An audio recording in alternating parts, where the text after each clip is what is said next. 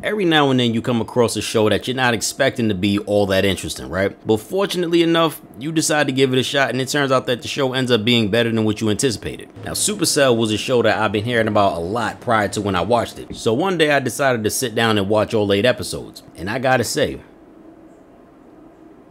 it's pretty damn good, bro. Now, since I'm gonna try to hold back all the spoilers for people who haven't watched it, this video ain't gonna be all that long. Alright, so boom. The show takes place in London, right? And it's about this shadow organization that monitors and captures black people to experiment on them. But not just any old black people. Specifically, black people with superpowers. Now, some may ask, why are they specifically going after black people with superpowers? Why no one else? Doesn't any other race of people have powers? Well, the thing is, in this universe, there's this thing known as SUPACELL.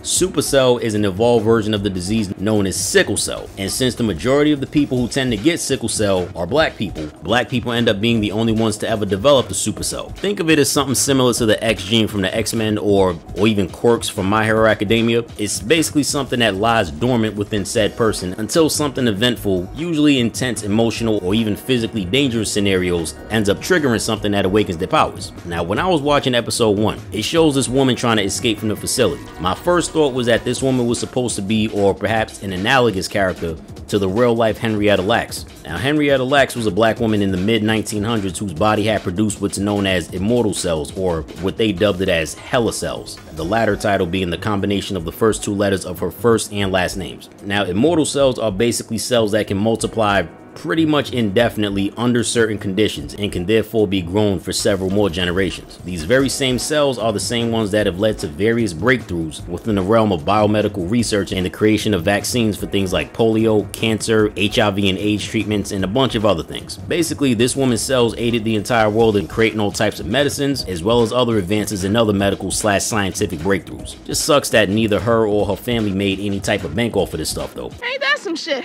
Anyway, like I said, I thought this woman was supposed to be Henrietta Lacks, but then I realized that Lacks was an American and this show takes place in the UK, so that theory quickly went out the window. Get that plan.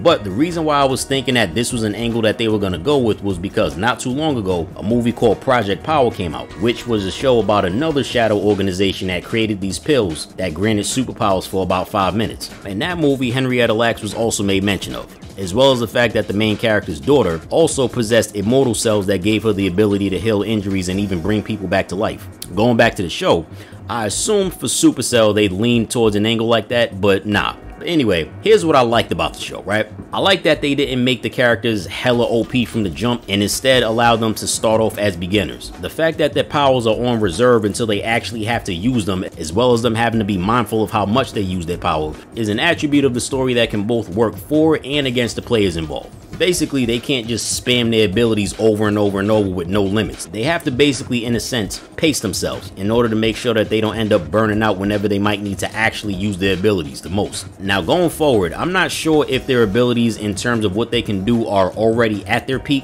or if there's possibly other things they can do with their powers, assuming the characters go through some sort of a off-screen training arc or something. Like, for example, I'm not exactly sure if turning invisible is the only thing that Taser can do, or if maybe he has other powers he doesn't know he has yet. As of right now, we done seen cats with super strength, super speed, telekinesis, pyrokinesis, wind manipulation, copycat abilities, invisibility, teleportation, limited time travel, limited time stop, electricity powers, flying, and a few other things. And clearly the characters are going to be up against some serious heavy hitters who might even have stronger versions of their powers, or they might have even more busted abilities than they do. I mean, shit, I wouldn't be surprised if somebody ended up showing up with blood-based abilities or something like that. Cause I ain't gonna front, it would be hella cool if it was something like bloodbending in Avatar, or maybe even something like the Branch of Sin abilities from Dead Man Wonderland. I also think it's interesting how they took the concept of sickle cell and turned it into a base for a power set, even all the way down to having an evolved version of jaundice eyes as a sign of someone having superpowers. Which I ain't gonna lie is also funny because amongst black people, a lot of cats tend to talk about how people with jaundice eyes are the type of people that you just don't mess with, unless you yourself are also built different. I mean, they call this the Hood Sharingan for a reason. If they happen to be wearing some beat up black Air Forces, sweatpants, a dingy tank top, and an untied do-rag, nigga, leave him alone.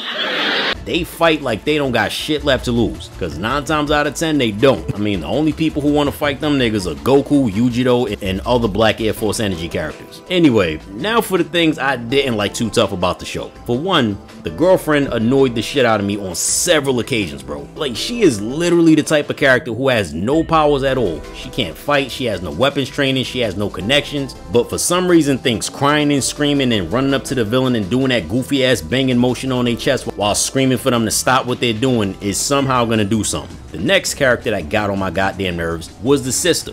Bro, she's basically the dumb friend slash sibling archetype who's just bound to get themselves killed because, you know, they're stupid. She pretty much likes to chase after dudes who quite clearly ain't shit, but then ends up throwing a tantrum when those same dudes end up being the very same type of person she definitely knew that they were. Like, for example, her ex, Crazy, who was also the big bad of season 1, and for those of you who watch Heroes, he's pretty much like the Sylar of SUPACELL, you know, if he was a gang leader. I pretty much knew off rip I wasn't gonna like her too much when the main character Mike had to deliver a package to her house, because, you know, he's a delivery driver, and old girl starts flirting with old boy, who 1, has a girlfriend who he cares very much for and intends to marry. 2, bro is just trying to do his job and go the fuck home to his girlfriend, who he intends to marry. And then she got the nerve to start getting in her feelings when the dude doesn't return the flirtation. Talking about, is there anything else you need besides my signature? And bro walks off like, nah, I'm good. Enjoy your day. She got the nerve to start catching the attitude looking at dude like, nigga, you gay. And I'm just watching the scene like, oh, I see. You one of them goofy ass chicks. Then in a later episode, right, when Mike shows up to talk to her sister about her powers, this shit gonna start being hella rude to dude every time he says something. And I'm just watching the scene like, bitch, you just mad bro didn't want to clap your cheeks the other day. Whore.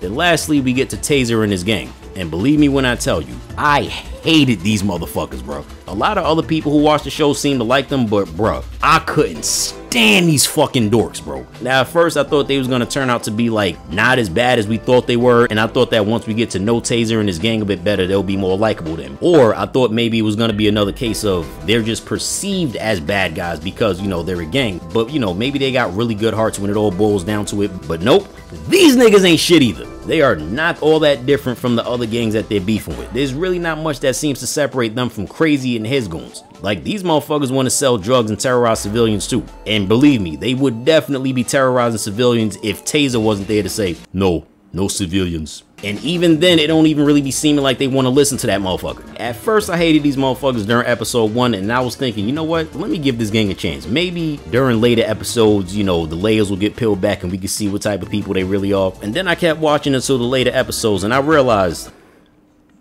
I still hate these motherfuckers. Taser is just stubborn and bitter as hell at the rest of the world because he has a tragic, sad past, so the rest of the world can just go suck a dick. And then I especially couldn't stand this dude, the fucking loudmouth of the group, bro. Every time that there's a story about street life or gangs, the loudmouth be the ones that I be hoping get beat the fuck up. But I don't know, maybe, just maybe, these characters will become a lot more likable in season 2, unless somebody takes them out. But all in all, I say I dug the show. Dope premise, characters were well established enough to get familiar with who they are, and I'm definitely interested to find out more about the organizations that's hunting the people and why they're hunting the people. Which, let's be serious, they're most likely hunting them to use them as living weapons. Or it's quite possible that they're trying to harvest their DNA in an attempt to try to transfer their powers into themselves. And this is going to be a spoiler, so if you don't want to hear this part, you know, you might want to just click out the video at this point. So now that that's out the way, bro, seeing a motherfucker get shanked at super speed is the wildest shit I've seen on this show. Easily the biggest highlight of season 1, bro. And the best news about being a fan of this show is realizing that they've been greenlit for a season 2.